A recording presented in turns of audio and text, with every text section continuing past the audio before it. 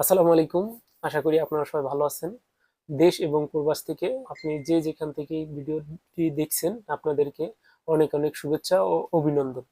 তো আজকে আবার চলে আসলাম আপনাদের মাঝে কিছু কথা বলার জন্য। সেটা হচ্ছে কিছু ব্যবসার যেই নেগেটিভ সাইড এটা নিয়ে। আমি বরাবরই পজিটিভ সাইড নিয়ে অনেকেই কথা বলে। তো আমি আজকে চিন্তা ভাবনা করলাম যে নেগেটিভ যে সাইডগুলি আছে এই সাইড নিয়ে আমরা কিছু আলোচনা করব। তো এর এর ভিতরে উল্লেখযোগ্য যেই পাঁচটা নেগেটিভ সাইড সেটা হচ্ছে যে আমরা যারা যেরকম ছোট ছোট ব্যবসা বা উদ্যোক্তা যারা আছেন তাদের নিয়ে আজকে কথা বলবো। সেটা হচ্ছে একেবারে লো কোয়ালিটিতে যারা ব্যবসা করেন, মানে একেবারে নিম্নমানের যারা ব্যবসা করেন অল্প পুঁজিতে, যেরকম একটা চায়ের দোকানদার গ্রামের ভিতরে মফস্বল অঞ্চলে, মানে গ্রামের ভিতরে কিন্তু একটা জেলা শহর থাকে, জেলা শহর থানা পর্যায়ের শহর বা গ্রামের ভিত্তিক যে একটা বাজার থাকে, পোস্ট অফিস এরিয়ার ভিতরে একটা বাজার থাকে, এরকম একটা বাজার। কিন্তু এটা একটা এক একটা ভাগে ভাগে। তো আমি এখন কথা বলবো একদম মানে নিচু লেভেলে, যেই গ্রামের ভিতরে, দুঃখিত নিচু লেভেল এটা বলার জন্য, মানে একদম নিম্ন মানে যে গ্রাম ভিত্তিক যে দোকানগুলো হয়ে থাকে। ধরেন আপনার একটা গ্রামে একটা রাস্তা গেছে, কাঁচা রাস্তা, ওইটার ভিতরে আছে ও একটা দোকান আছে। তো এই দোকান নিয়ে আর কি ব্যবসা করতেছেন আপনি। তো এইরকম কিছু লোকের সাথে অলরেডি আমি কথা বলবো, যে এই কারণেই কথা বলবো যে লোক মানে পাঁচজন লোকের সাথে কথা বলবো, পাঁচটা সমস্যা তাদের থেকে জিজ্ঞাসা করব। এই পাঁচটা সমস্যা নিয়ে আমি কথা বলবো। তো এখন যে যে সমস্যা নিয়ে কথা বলবো সেটা এখন উল্লেখ করে দিতেছি। এক নম্বরে, তার ব্যবসা কতদিন ধরে চলতেছে, সে কিরকম ভাবে তার ব্যবসা পরিচালনা করতেছে, এমনকি সে কি কি সমস্যাগুলি ফেস করতেছে। এক, এটা একটু টাইপ করে নিই, টাইপ করে নিলে আমার সবচেয়ে বেশি সহজ হবে। এক নম্বরে মানে অনেকগুলি প্রশ্ন ছুঁড়া ছুঁড়ে মারা হইলো তার কাছে। এই ভিডিওটা হয়তো আপনারা পরবর্তীতে আমি আপনাদের দিব, আপলোড করে দেব আমার আইডিতে, তখন আপনারা দেখতে পাবেন যে কতদিন যাবত আপনি ব্যবসা শুরু করতেছেন। একটু লিখে দিই, কত দিন যাবত আপনি ব্যবসা শুরু শুরু করেছেন, এবং কি এবং এবং মানে করার ক্ষেত্রে সেল করার ক্ষেত্রে কি কি সমস্যায় সমস্যায় পড়েছেন, এই একটা প্রশ্ন। তো এই জায়গায় বুঝলি এক লেখা দিই এক।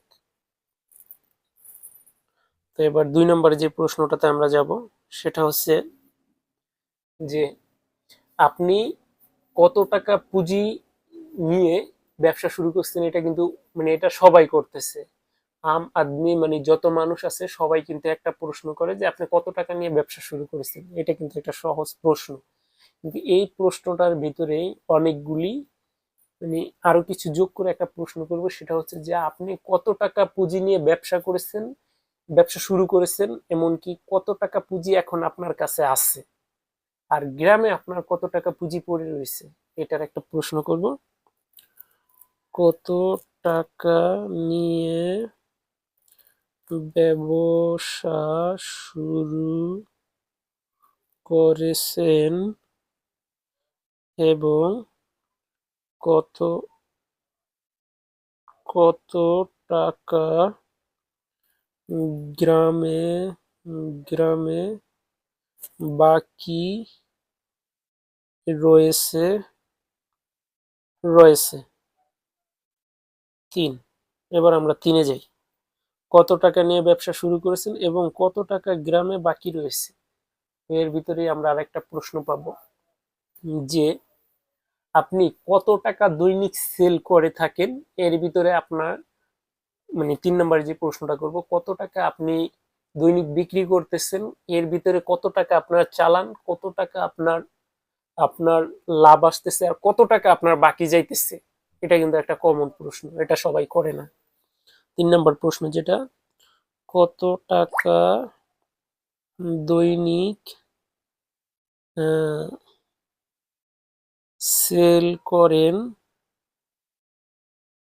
কত টাকা লাভ হয় আর কত টাকা লস, কত টাকা বাকি পড়ে বাকি পড়ে মানে এটা দৈনিকের হিসাব আর কি। আর আগের প্রশ্নটা আর এই প্রশ্নটা কিন্তু একটু সামঞ্জস্য হয়ে যায়, কিন্তু উত্তরটা সামঞ্জস্য হবে না আশা করি আমি যার থেকে জিজ্ঞাসা করব।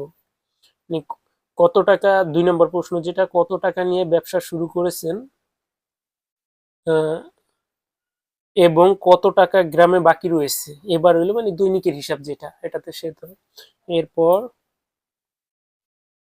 কত টাকা আর কত টাকা বাকি পড়ে, কত টাকা দৈনিক সেল করেন এবং কত কত টাকা লাভ হয় আর কত টাকা দৈনিক বাকি পড়ে পড়ে এরপর 4 নম্বর প্রশ্ন যেটা, সেটা হচ্ছে যে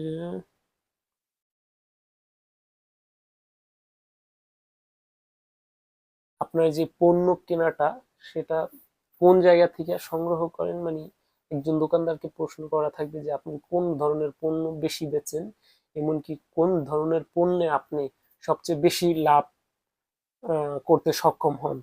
তো এই প্রশ্নটা একটু শর্টকাটে করতে হবে, এর ভিতরে অনেক প্রশ্নই সহজভাবে করে করতে হবে। তো কি কি কোন কোন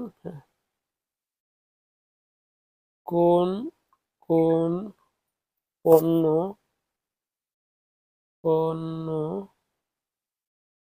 পণ্য কোন কোন পণ্য আপনি বেশি সেল করে থাকেন এবং সবচেয়ে বেশি কোন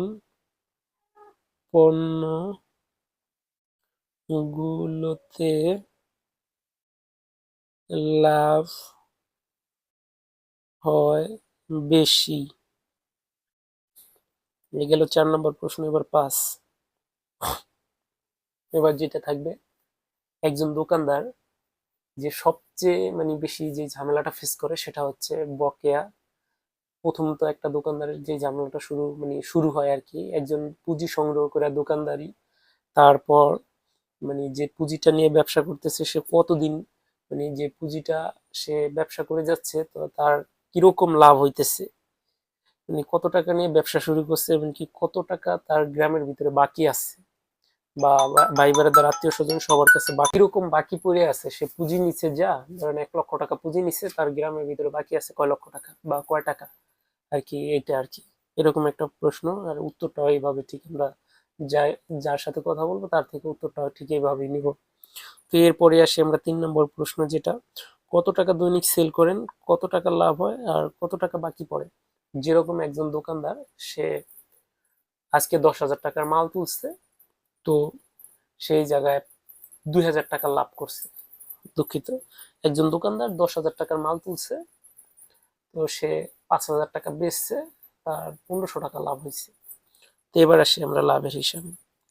সে যেহেতু 1500 টাকা লাভ করছে, তার কি ওই 1500 টাকা লাভ করার জন্য তার কি আবার 2,000 টাকা বাকি পড়ে গেছে নাকি না 3,000 টাকা বাকি পড়ছে, সেটা আর কি এই প্রশ্নের মাঝে উত্তর খোঁজার চেষ্টা করব 3 নম্বরে। এরপর 4 নম্বরে যে প্রশ্নটা, সেটা হচ্ছে কোন কোন পণ্য আপনি বেশি সেল করে থাকেন এবং সবচেয়ে বেশি কোন পণ্যগুলোতে লাভ হয় বেশি। মানে যেরকম এই প্রশ্নটা এরকম থাকবে যে কোন কোন পণ্য, যেরকম কেউ বিক্রি করে মুদিমাল, কেউ বিক্রি করে কনফেকশনারি আইটেম, কেউ বিক্রি করে আইসক্রিম বা বিভিন্ন ধরনের যেরকম আর কি যা যা বিক্রি করা হয়, তো এদের মানে এরা সবচেয়ে কোন কোন পণ্যগুলি তার অঞ্চলে চলে, তার দোকানে চলে, সে বেচা মজা মজা পায়, সে তার দোকান থেকে মানুষ কিনে। আর আর যেই তার কিরকম এই পণ্যতে, কোন পণ্যতে কিরকম লাভ হয়, কোন কোম্পানি তাকে কিরকম পার্সেন্টেজ দেয়, এটা হলো প্রশ্নটা। এরকম থাকবে, উত্তরগুলি এর এর মাঝে খুঁজে নেওয়ার চেষ্টা করব, তাকে হয়তো প্রশ্ন করার ভিতরে পড়ে। হার, যেটা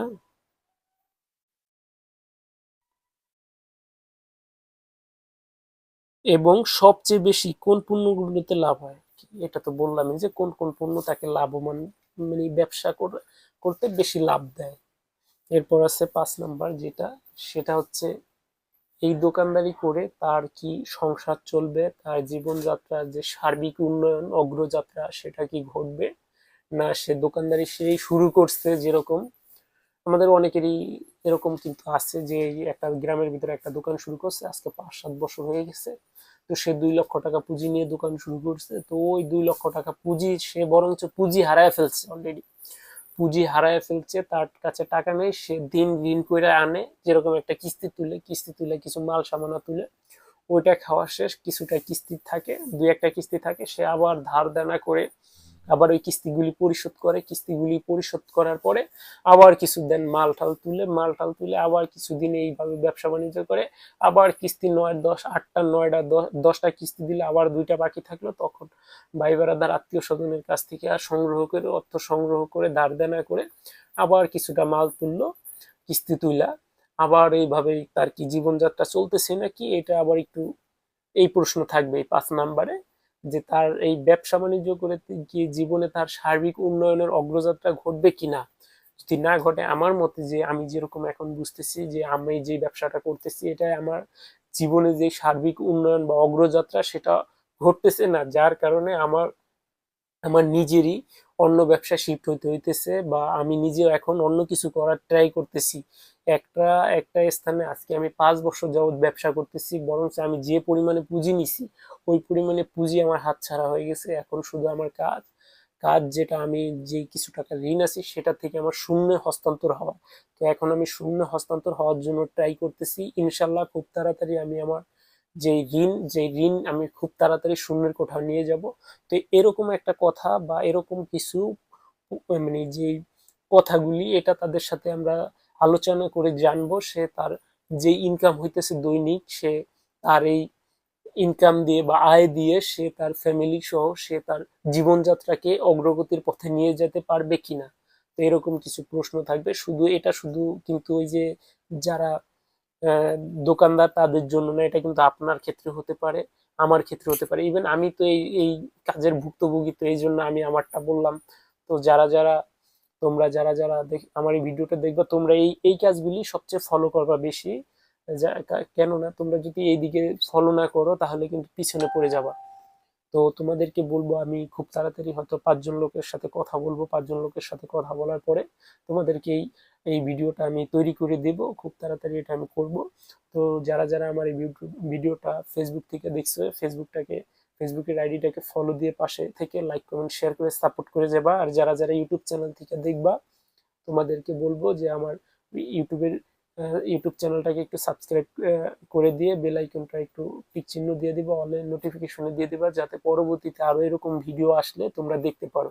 তো সবাইকে বলবো আমাকে একটু সময় দাও, আর তোমরা একটু কমেন্ট করো, যাতে করে তোমরা কোন কোন বিষয়ের উপরে ভিডিও দেখতে চাও সেটা আমাকে বলে যাও, আমি সেটা তৈরি করার চেষ্টা করব। আর সবাই একটু চিন্তা ভাবনা করে, যেই কাজই করে একটু চিন্তা ভাবনা করে সময় নিয়ে কাজ করবা, ঠিক আছে?